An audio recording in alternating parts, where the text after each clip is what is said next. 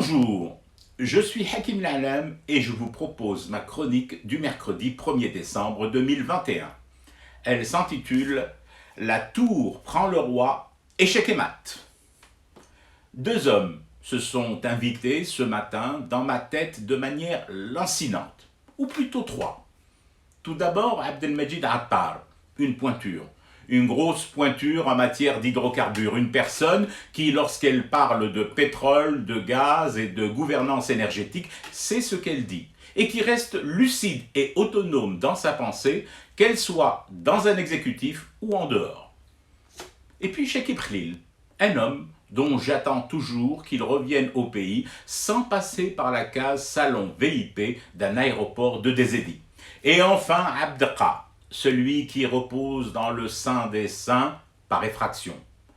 À propos de la fermeture du gazoduc passant par le Maroc, Attar déclare que la Dézédi a les capacités de livrer à l'Espagne ses commandes sans passer par le pipeline et le territoire du Maroc.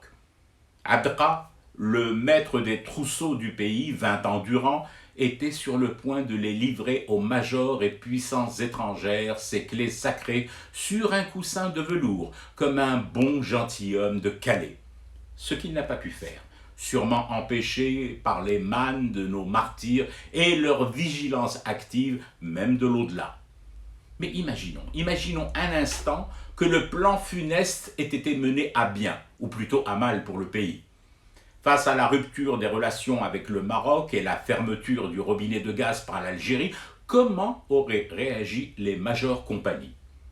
Toutes d'ailleurs deux pays amis avec le royaume. J'en ferai mi-d'effroi rétroactivement. Des scénarios bis du drame vénézuélien ou plus loin encore chilien.